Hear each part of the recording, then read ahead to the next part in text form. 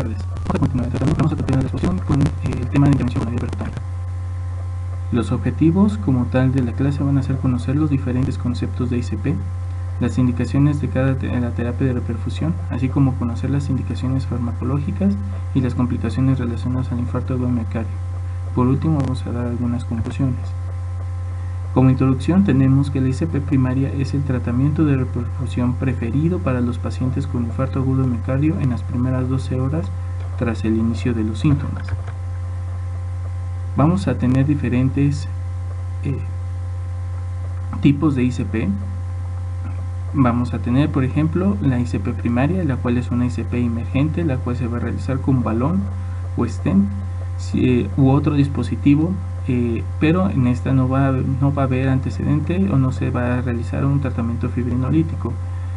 En la ICP de rescate es una ICP emergente en la cual se realiza lo antes posible en caso de que haya fracaso al tratamiento fibrinolítico. Y por último está la ICP precoz, que es una coronografía seguida de ICP, en la cual tiene lugar en las 2 a las 24 horas después de una fibrinólisis eficaz. En este esquema podemos ver las terapias de reperfusión dependiendo de el tiempo de evolución y el reloj de estrategia. Es importante recalcar que el inicio del tratamiento debe estar nosotros tenemos que saber o tenemos que especificar cuál va a ser la terapia de reperfusión en estos pacientes antes de los 10 minutos, una vez con el diagnóstico de infarto agudo miocardio. En la ICP se puede realizar hasta los 120 minutos. Sin embargo, tenemos que tener en cuenta que las diferentes situaciones en las que llega el paciente. Un paciente que haya tenido el diagnóstico desde que tengamos el diagnóstico en los 10 primeros minutos, tenemos que evaluar si es candidato a ICP primaria. Si es así, tenemos que alertar y transferir a un centro donde haya un centro de ICP y posteriormente que se realice la reperfusión. Si es un paciente que bien ya tiene más de 90 minutos de evolución y eso van a repercutir en el tiempo en el que se va a realizar la terapia con ICP, entonces en ese caso estaría realizada una fibrinólisis. Y una vez que tengamos la fibrinólisis, se realice la fibrinólisis, tenemos que valorar si es un paciente que tuvo un tratamiento eficaz con dicha fibrinólisis. Si no es así, entonces está indicado en él un ICP de rescate. Por otro lado, si se cumplen los criterios de perfusión y necesitamos hacer una ICP sistemática, entonces estaría indicado hasta de las 2 hasta las 24 horas. Como tal, nosotros no vamos a poder, no tenemos centro de hemodinamia. El tratamiento para quitar el trombo en estos pacientes pues los hace un cardiólogo intervencionista. Sin embargo, nosotros también tenemos que conocer cuáles son las diferentes técnicas para remoción o para reperfusión coronaria. Por ejemplo, tenemos el balón de contrapulsación aórtico. También podemos utilizar los stents, los implantes de stents, y por último podríamos utilizar una aspiración. Se puede realizar la aspiración del trombo para tratamiento de revascularización coronaria. Las indicaciones para ICP primaria son muy puntuales. Debe de haber dolor torácico persistente o recurrente, así como evidencia electrocardiográfica de isquemia, y bien puede acompañarse de síntomas de insuficiencia cardíaca, choque cardiogénico o de arritmias. Esas son las indicaciones para la ICP primaria. Para la ICP de rescate es que no haya una resolución del segmento, o que haya una resolución de segmento de CT menor del 50% a los 60-90 minutos como diagnóstico de infarto agudo miocardio, cuya fibrinólisis no haya sido eficaz, que haya datos de inestabilidad en hemodinámica o eléctrica, y el empeoramiento del dolor. El dolor persistente también es un criterio para que se realice ICP de rescate. Aquí tenemos un poquito más esquematizados los tiempos de evolución y los tiempos de terapia, de metas de terapia fibrinolítica. Como habíamos comentado, el diagnóstico se debe realizar lo más pronto posible con un electrocardiograma de 12 derivaciones en menos de 10 minutos para nosotros decidir qué tratamiento va a tener el paciente, ya sea fibrinolisis o ICP, o si es candidato para ICP primaria. Hasta los 60 minutos es el máximo de demora que tenemos para que los pacientes que se trasladen a una ICP, a un centro coronario, se les realiza una ICP. Tenemos desde los 60 hasta los 90 minutos. Si se excede ese tiempo de 90 minutos, lo indicado sería realizar una fibrinolisis y posteriormente valorar si tiene una buena reperfusión. Posteriormente, desde las 2 hasta las 24 horas, es el máximo tiempo que se valora el tratamiento con fibrinolisis y se realiza la angiografía. Una vez que llega el paciente con diagnóstico de infarto agudo de miocardio, con elevación del segmento ST, nosotros tenemos que, y el paciente decidimos que se va a presentar a una ICP primaria, tenemos que iniciar tratamiento con inhibición plaquetaria e inhibidores de la P2Y, así como anticoagulantes. La inhibición plaquetaria la vamos a lograr con el ácido acetilsalicílico en dosis de 150 a 300 miligramos carga y posteriormente 75 a 100 miligramos de mantenimiento.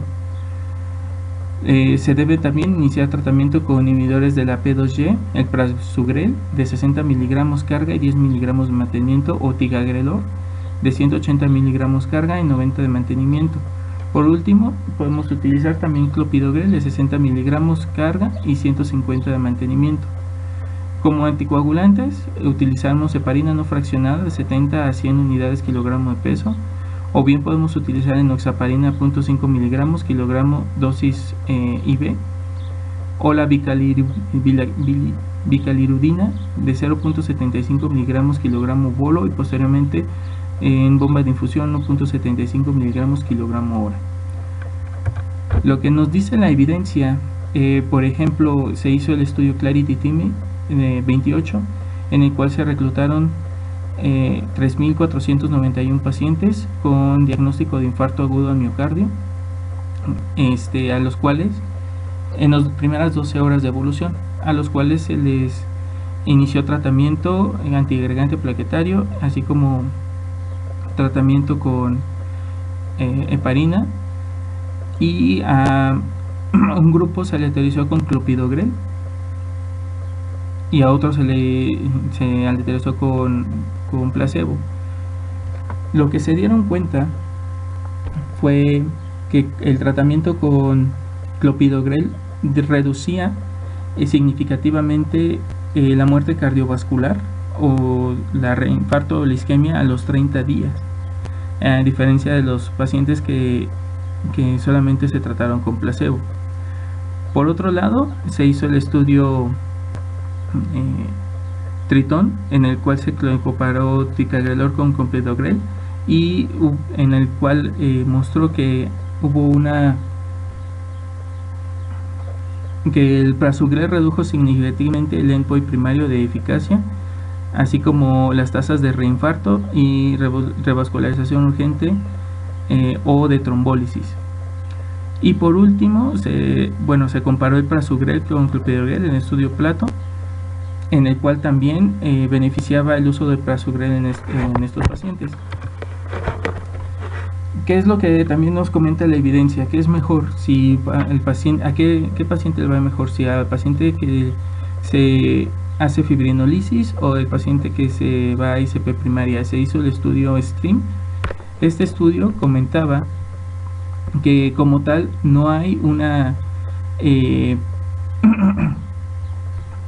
se evalúa a los pacientes con menos de 3 horas de evolución en inicio de los síntomas, y se decidió se aleatorizó a los pacientes para que algunos fueran a fibrinolisis y otros se diera si realizara la intervención en un percutario. Lo que se dio cuenta fue que los 1892 pacientes con infarto agudo de miocardio con elevación del ST que acudieron las 3 primeras horas del inicio de los síntomas y que fue posible realizar una ICP primaria, y a los otros que se les hizo tratamiento fibrinolítico, hubo una no hubo diferencia en relación a los pacientes que tuvieran una adecuada terapia de reperfusión. Sin embargo, lo que sí hubo fue que los pacientes que se inició tratamiento con fibrinolisis, hubo un aumento de riesgo de sangrado, de hemorragia intracraneal,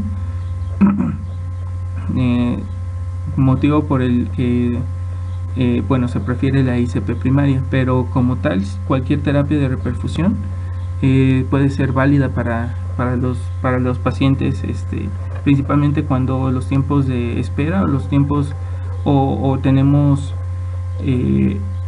deficiencias en el manejo de los pacientes en relación a ICP primaria, o que no hayan una sala de hemodinámica. Hablando directamente de las complicaciones del infarto agudo de miocardio, se pueden dividir mecánicas, eléctricas.